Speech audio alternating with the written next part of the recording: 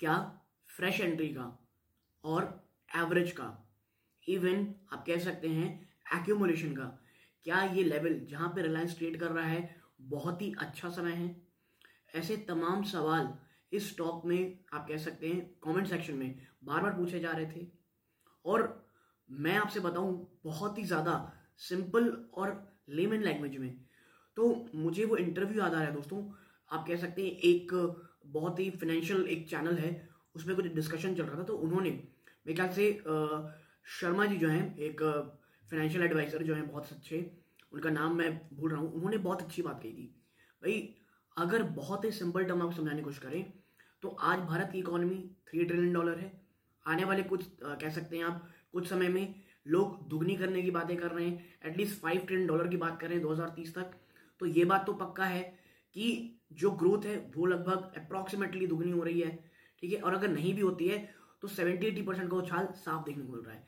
यानी कि एक अच्छे स्टॉक में, एक बड़े स्टॉक में अगर आप निवेश करेंगे तो आप काफी अच्छे रिटर्न नॉर्मल ही कमा लेंगे अगर आप धीरे धीरे एक्यूमुलेट करते हैं। बीच बीच में कुछ हिकअप्स बड़े आएंगे, कुछ गिरावट आएगी, लेकिन आप कह सकते हैं डिसेंट रिटर्न कमा ही लेंगे बिना ज्यादा दिमाग लगाए। और वही जवाब मुझे लगता है रिलायंस इंडस्ट्रीज के लिए होना चाहिए।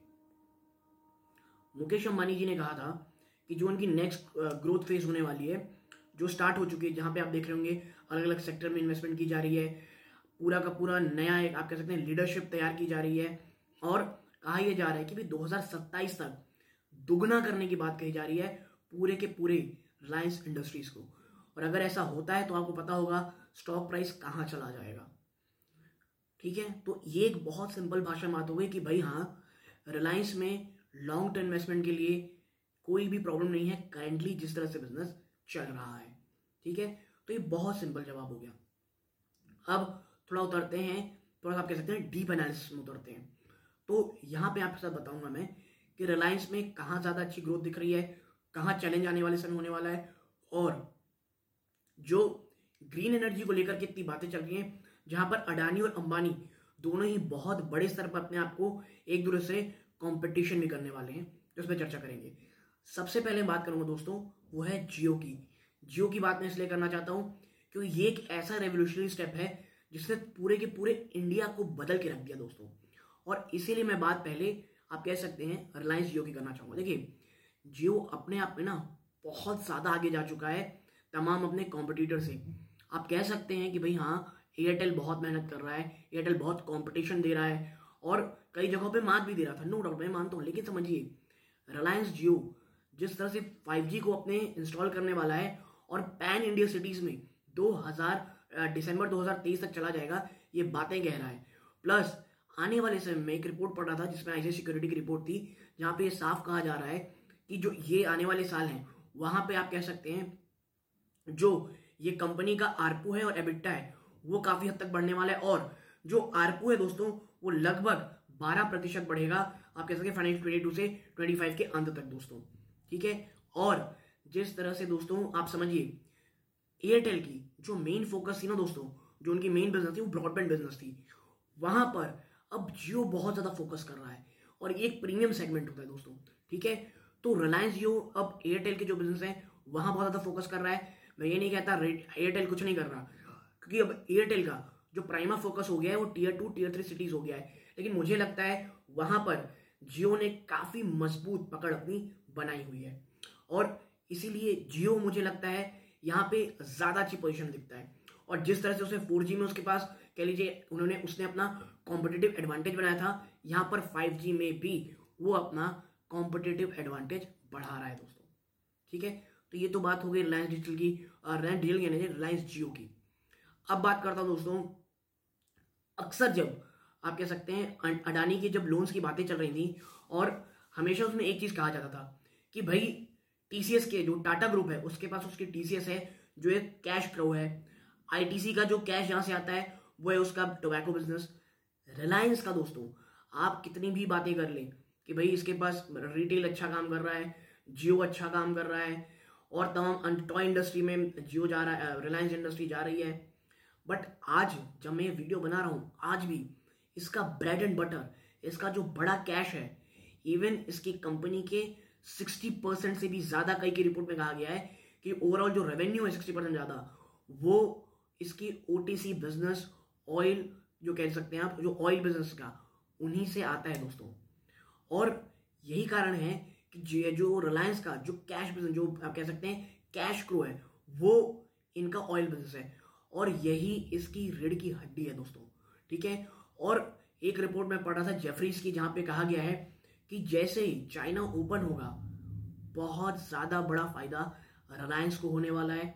रिलायंस में जो आपके लिए कच्चे तेल में एक दबाव देखने को मिला था, अब वो अच्छा होता दिखाई देगा और ये कह सकते हैं आप रिलायंस के लिए बहुत बहुत पॉजिटिव चीज होगी। Q3 के अंत में रिफाइनरीज के जो बिजनेस है बाकी वहां पर काफी ज्यादा दबाव था दोस्तों, लेकिन आप कह सकते हैं कि एक रिपोर्ट में पढ़ा था जहां पे ये कहा गया था कि अब जो रिफाइनरी दोस्तों, जो आप कह सकते हैं जो रिफाइनरी में जो दबाव था मार्जिन में, वो अब ठीक होता हुआ दिखाई देगा। और आप कह सकते हैं कि जो सिंगापुर GRM है दोस्तों, ठीक है, GRM मतलब दोस्तों ग्रॉस रिफाइनरी मार्जिन, वो अब बढ़ते हुए आपको दिखाई देगा। और आप कहते हैं $9 लगभग, आप कह सकते हैं $9 नहीं कहना चाहिए, जो वहां मार्जिन है वो काफी हद तक बढ़ती दिखाई देगा। और जो धीरे धीरे इंपोर्ट ड्यूटी है वो भी जब हटा दी जाएगी तो आप देखेंगे रिलायंस एक बहुत मजबूत दावेदार होगा। इसका जो मेन बिजनेस है वहां पे आप एक बहुत अच्छी मजबूती देखेंगे। तो चाइना का ओपन होना और जो एक दबाव था मार्जिन में, वहां पर आप एक रियलाइजेशन होती दिखाई देंगे, एक पॉजिटिविटी आपको दिखाई देगी। ठीक है। और अब बात करना चाहूंगा रिलायंस रिटेल की। ये बिजनेस है दोस्तों, जैसे जब रिलायंस आप कह सकते हैं जियो में जब आई थी, उस पूरी इंडस्ट्री को पलट के रख दिया था, ये रिटेल में जब से आए हैं पूरी की पूरी रिटेल इंडस्ट्री को पलट के रख देंगे दोस्तों, और रख रहे हैं। Fastest growing Indian retail business, Indian retail हो गई है दोस्तों ये इंडिया में, जितनी शानदार तरीके से ये बढ़ रहे हैं। और मेरा प्राइमरी फोकस ये नहीं है दोस्तों कि कितनी जल्दी से बढ़ रहे हैं, अपने स्टोर्स बढ़ा रहे हैं। रिलायंस का जो बिग प्लान है रिटेल को लेकर के, वो फिनोमिनल है दोस्तों। वो वाकई में एक रेवोल्यूशनरी, मुझे लगता है एक चेंज लाएगा इस पूरे सेक्टर में। मुझे लगता है आने वाले कई सालों में HUL को जो सीधी टक्कर देने वाला है वो है रिलायंस। आपको पता होगा कुछ दिन पहले इन्होंने दोस्तों क्या खरीद लिया है, कुछ दिन पहले इन्होंने मेट्रो का होलसेल बिजनेस खरीदा था लगभग 2850 करोड़ रुपीस में। ये हो गया। खुद का एक प्रोडक्ट लॉन्च किया है, कह सकते हैं आप इंडिपेंडेंट के नाम से, एक पूरी रेंज आप खाने पीने की, वो उन्होंने लॉन्च कर दी। कैंपा कोला इन्होंने खरीद लिया, गुजरात की एक कंपनी। और भी बहुत सारे एक्विजिशंस इन्होंने किए हैं अपने आप को एक वेल स्टैब्लिश प्लेयर बनाने में। क्योंकि देखिए रिलायंस ने समझ लिया है जब तक खुद का ब्रांड हम नहीं बनाएंगे रिटेल स्टोर्स में, वो मार्जिन हमें वो प्राप्त नहीं होगा दोस्तों। और आपको बता दूं आने वाले 5 सालों में मुझे लग रहा है कि जो रिलायंस रिटेल बिजनेस है वो बहुत बहुत ज्यादा आगे बढ़ने वाला है दोस्तों। तो ये मैं चीज आपके साथ क्यों शेयर कर रहा हूं इतनी लंबी वीडियो, इसके पीछे का रीजन ही है ये दोस्तों समझाने का कि रिलायंस एक बहुत शानदार कंपनी है। और अगर टेक्निकल में बात करूं 2450 के आसपास का सपोर्ट है। ये एक बार नीचे गया था लेकिन क्लोजिंग बेसिस नहीं हुई, क्लोज ने उससे ऊपर दिया, विच इज ग्रेट। 2350 मुझे रिलायंस का बहुत तगड़ा सपोर्ट लगता है। पिछली बार जो एक सेट ऑफ रैली निचले स्तरों से आई थी वो भी 2350 के आस, मेरे ख्याल से 2330 के आसपास से आई थी। तो 2330 2350 एक ह्यूमंगस सपोर्ट है दोस्तों। और आनंद आप कह सकते हैं एवरेज सिनेरियोज में जहां पे कोई बहुत ज्यादा निगेटिविटी ना हो, स्टॉक इसे तोड़ेगा ऐसा मुझे नहीं लगता दोस्तों। ठीक है। तो रिलायंस में शॉर्ट टर्म में अगर पेन भी रहता है, मुझे लगता है as a long term investor ये एक बहुत शानदार स्टॉक है। डिस्क्लोजर के रूप में मेरी या मेरी फैमिली मेंबर की स्टॉक में इन्वेस्टमेंट हो सकती है दोस्तों, तो ये मेरा कंप्लीट डिस्क्लोजर है। तो मुझे लगता है आपके सवालों के काफी ज्यादा जवाब इस वीडियो में मिल गए होंगे। आपको क्या लगता है और आपकी क्या डर है रिलायंस को लेकर के, वो मेरे साथ कमेंट सेक्शन में जरूर बताइएगा।